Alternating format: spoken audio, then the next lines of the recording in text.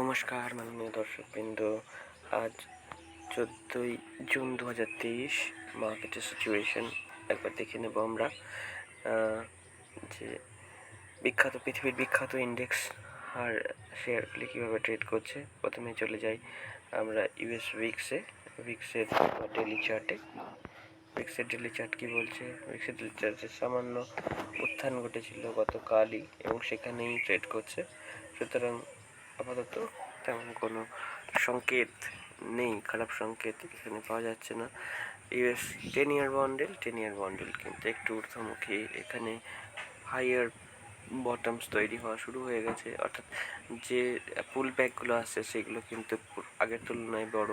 এখানে 3.305, 3.34, তারপরে 3.58, তারপরের বটম 3.68।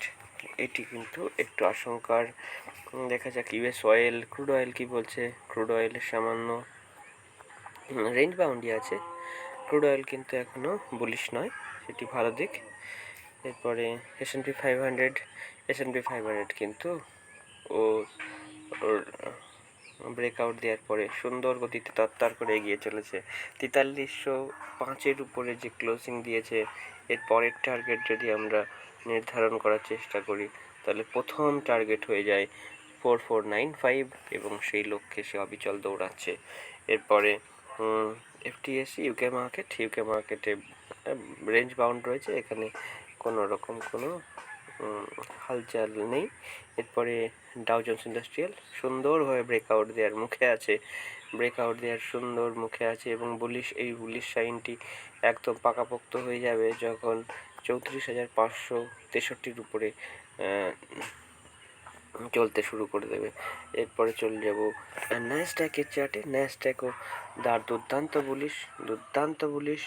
আমাদের যে 15,200 টার্গেট আমরা বারবার করে উল্লেখ করি, সেটার মুখে চলে এসেছে, 8-2% মাত্র দূরে রয়েছে। সুতরাং সুন্দরভাবে ন্যাসড্যাক কিন্তু এগিয়ে চলেছে।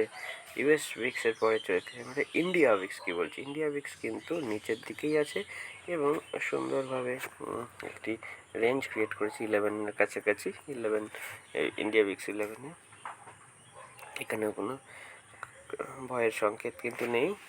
10 ইয়ার বন্ডিল্ডের যে স্পাইক এসেছিল শশীকান্ত দাসের ঘোষণার পর রেট হাইক বিষয়ে, তারপরে কিন্তু মার্কেট আবার যেখানে ছিল সেখানেই রয়েছে। এখানে কোনো চিন্তার কারণ ঘটেনি। এরপর চলে যাব S6 নিফটিতে। S6 নিফটি সুন্দর একটি বুলিশ ওপেনিং দেখাবে এবং এই রিসেন্ট যে সুইং হাই ছিল তার উপরে ক্লোজ দেওয়ার চেষ্টা করছে। সুতরাং আজকে যদি এই সুইং হাইয়ের উপরে চলতে শুরু করে তাহলে কিন্তু একমাত্র টার্গেট হয়ে যাবে অল টাইম হাই 19,000-এর কাছাকাছি। এরপরে নিফটির চার্টে যাই। নিফটির চার্ট গতকাল সুন্দর একটি বুলিশ ক্লোজ দেখিয়েছে এবং যে মেক অর ব্রেক লাইন ঠিক সেখানেই ট্রেড করছে। এর উপর একটা ক্লোজিং মানে অল টাইম হাই। এরপরে ব্যাংক নিফটিতে যাই। ব্যাংক নিফটির ফিউচারের চার্ট, এটিকে আমরা দেখব না, এটি যাই হোক আমরা বলে নিই, এটি অল টাইম হাইয়ের কাছাকাছি ট্রেড করছে। ফিন নিফটির চার্ট, ফিন নিফটির ফিউচারও সুন্দরভাবে ট্রেড করছে। রেঞ্জ বাউন্ড ট্রেডিং এই 19,600 থেকে 19,400 এই রেঞ্জে বহুদিন কাটিয়ে দিয়েছে। 19,400 থেকে 600 এই 200 পয়েন্টের রেঞ্জে বহুদিন ধরে চলছে ফিন নিফটি। এরপরে কোনো একটা দিকে ব্রেকআউট আসা অসম্ভবত উপরের দিকেই বাঞ্ছনীয়। এরপরে ডলার ইন্ডেক্সের চার্টে আমরা চলে যাব। ডলার ইন্ডেক্স নিম্নমুখী। সুতরাং এই যে হাইটা ক্রিয়েট করেছিল এখানে 104-এর কাছাকাছি, তারপরে মার্কেট কিন্তু সামান্য বেয়ারিশই আছে। এরপরে চলে যাবো ইউএসডি আইএনআর চার্টে। ইউএসডি আইএনআর যেহেতু ডলার ইন্ডেক্স দুর্বল, সুতরাং ইউএসডি আইএনআরও দুর্বল হবে সামান্য এবং 82.0220-এর কাছাকাছি ট্রেড করছে এবং খুব ভালো স্তর। এখানে একটি সাপোর্টও পাবে সে। সাপোর্ট পেয়ে উপরের দিকে বাড়তে শুরু করলে তখন ওর 82.85 পর্যন্ত বাড়ার একটি স্কোপ থাকবে। এরপর চলে যাবো ইউরো ইউএসডি চার্টে। ইউরো ইউএসডি বুলিশ, যেহেতু USD down, dollar index down মানে ইউরো উপরের দিকে যাবে। বল্টিক ড্রাই ইন্ডেক্স দেখবো, বল্টিক ড্রাই ইন্ডেক্স ক্রমাগত উপরের দিকে যাওয়ার চেষ্টা করছে এবং এটি একটি ইকুইটি মার্কেটের জন্য ভালো সাইন। বিটকয়েনে যদি যাই, বিটকয়েন রেঞ্জ বাউন্ড রয়েছে, যে রেঞ্জ আমরা বারবার আলোচনা করেছি সেই রেঞ্জের বাইরে কিন্তু যায়নি। অর্থাৎ রেঞ্জটি কোনটা? রেঞ্জটি হলো 25,500 থেকে 25,500 থেকে 28,100, এই রেঞ্জের মধ্যেই ও ট্রেড করছে। এই রেঞ্জটা অনেক বড়, কিন্তু বিটকয়েনের জন্য এই রেঞ্জটা ঠিকঠাক রেঞ্জ। এরপরে চলে যাবো ইথেরিয়ামে। ইথেরিয়ামও ঠিক তাই, কিন্তু ইথেরিয়ামে একটু বেয়ারিশনেস বেশি রয়েছে। ইথেরিয়ামে ট্রেড নিতে হলে এর ব্রেকডাউনের নিচে নিতে হবে, অথবা এখানে রেজিস্ট্যান্স ফেস করলে নেওয়া যাবে। এরপরে চলে যাবো আমরা ভারতীয় যে ইন্ডেক্সগুলো আছে তার ইন্টারডে চার্টে। ইন্টারডে চার্টে আমরা দেখি যদি, তাহলে নিফটির চার্টে কি দেখি না, নিফটির চার্টে দেখব গতকাল আমরা বুলিশ প্রাইস অ্যাকশন দেখেছি এবং যে লেভেলটি আমাদের অঙ্কিত আছে সে লেভেলের উপরে আমরা ক্লোজ পেয়েছি।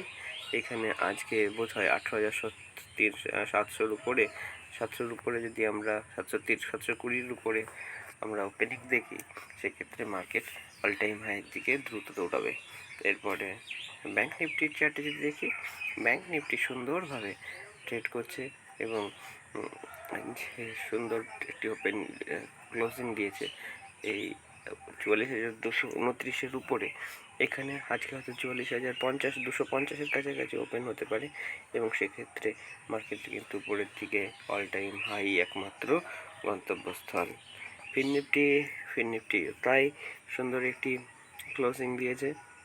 এই যে এত বড় কনজেশন ছিল, দেখুন এই যে সারা দিন ফিননিফটি এই 20 পয়েন্ট 25 পয়েন্টের মধ্যে কাটাচ্ছিল, 40 পয়েন্টের মধ্যে, কতটা পয়েন্টের মধ্যে, 493 থেকে 518, অর্থাৎ এই যে 40 পয়েন্টের মধ্যে সারাদিন 30-40 পয়েন্টের মধ্যে কাটাচ্ছিল, সেটা এর ভলিটিলিটির মাধ্যমে সেই রেঞ্জটা ব্রেক করেছে উভয় দিকে এবং উপরের দিকে ক্লোজিংও দিয়েছে। এরপরে আজকে সামান্য গ্যাপ আপ ওপেনিং হলে উপরের দিকে যাওয়া রাস্তা খোলা থাকবে।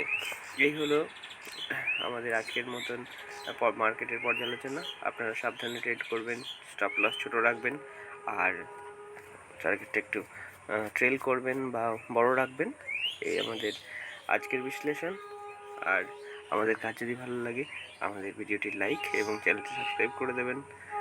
আর যদি ডিম্যাট অ্যাকাউন্ট খোলার প্রয়োজন হয় তাহলে ডেসক্রিপশন বক্সে লিঙ্ক পাবেন। ধন্যবাদ।